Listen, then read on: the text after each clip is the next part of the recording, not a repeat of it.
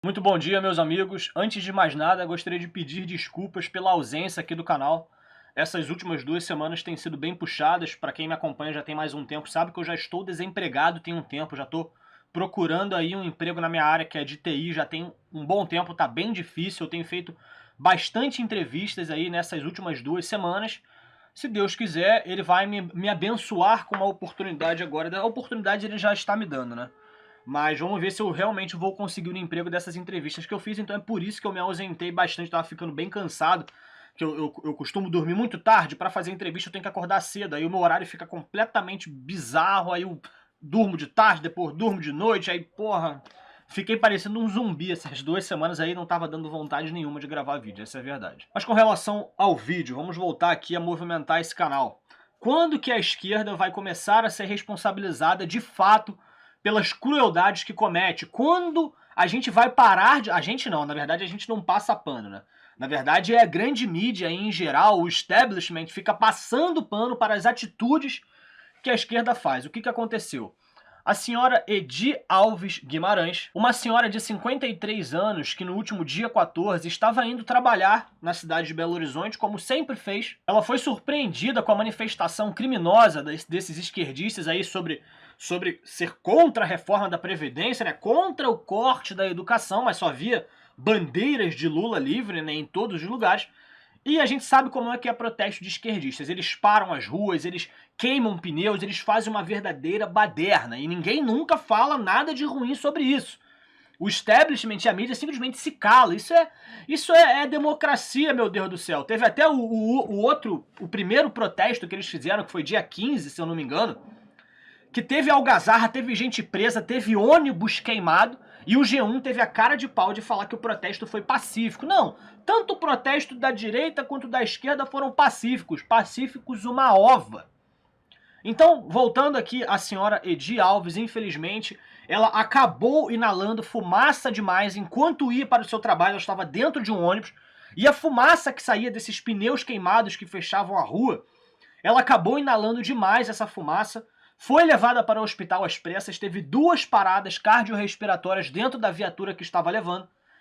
E, infelizmente, 4 dias depois, ela acabou falecendo dentro da CTI. E é óbvio que você não vai ver nenhum destaque absurdo sobre isso na grande mídia. Da mesma forma que você não viu todo o destaque que merecia o caso do menino Juan, que foi brutalmente lá... Você sabe da história lá das mães lésbicas filiadas ao PCdoB, que esquartejaram o moleque, deceparam o moleque. Da mesma forma que o menino Juan não teve a devida atenção, a senhorita Edi Alves Guimarães, que é mãe de 8 filhos, também não está tendo o destaque que merece. E a gente sabe por que esse destaque não está acontecendo. Porque os 2 casos foram provocados por pessoas ativistas, por pessoas políticas da esquerda. Eles não querem manchar a imagem da esquerda. Assim como eles colocaram o movimento lá do alemão lá, que eu vou tentar não falar aqui pra não ser desmonetizado, mas você lembra da Segunda Guerra Mundial? Quem foi o cara que causou a algazarra lá? É desse movimento que eu tô falando. Eles tentam associar esse movimento à direita, quando a gente sabe que é a esquerda. A gente vê partidos políticos aqui no Brasil, como o PCdoB, abertamente falando que são stalinistas, que veneram Trotsky, ditadores russos. E mesmo assim não tem problema nenhum. Isso é o exercício da democracia. Qual o problema de você ser comunista, meu Deus do céu? Só porque a gente matou mais de 100 milhões de pessoas? Só porque a gente matou 6 milhões de pessoas só de fome? Não tem problema nenhum. É o exercício da democracia. É o contraditório. Foi essa forçação de barra, essa passada de pano que é feita na esquerda já tem décadas já. É na conta desses movimentos, dessas intenções, que a gente coloca a vida da senhorita Edi Alves Guimarães e do menino Juan. Porque alguém tem que ser responsabilizado. Isso não é apenas uma fatalidade. São coisas que acontecem, não.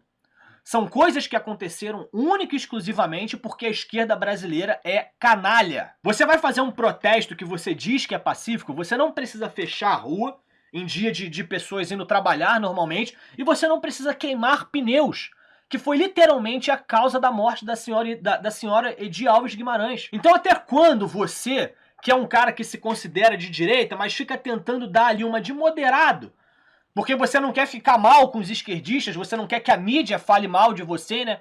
Você não quer ser chamado de extremista.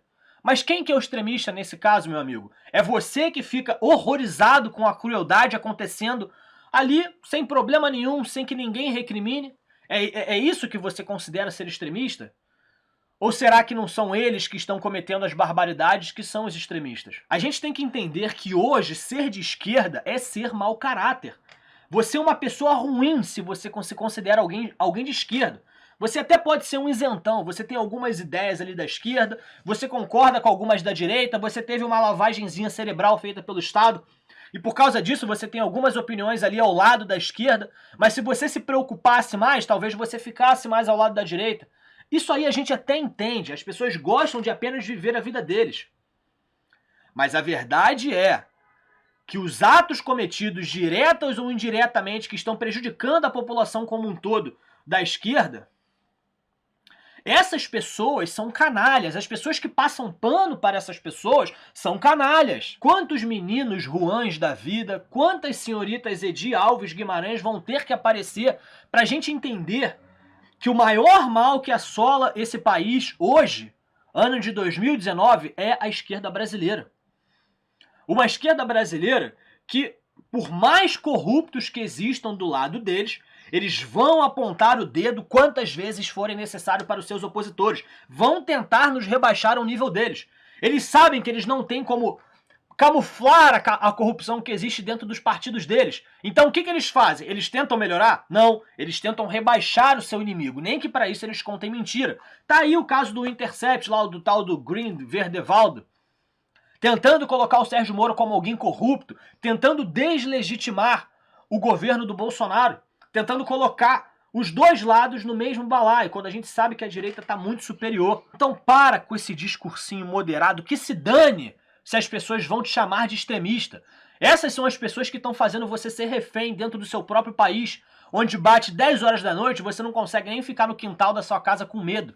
Onde você tem que colocar grade alta, tem que colocar cerca elétrica no muro da sua casa, com medo de algum marginal entrar ali e fazer barbaridades com você e com a sua família. As pessoas que acham que isso tudo é normal, comum, que passam pano para essas atitudes, essas pessoas são as verdadeiras extremistas. E são essas pessoas que a gente tem que combater.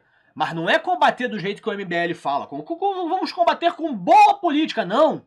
Não existe diálogo com gente canalha. Você imagina só, chega um assassino na sua casa querendo matar você e tua filha. Daí você começa a argumentar com ele. Não, você tem que entender que você está errado, meu amigo. Não existe isso. Pelo amor de Deus, abram seus olhos.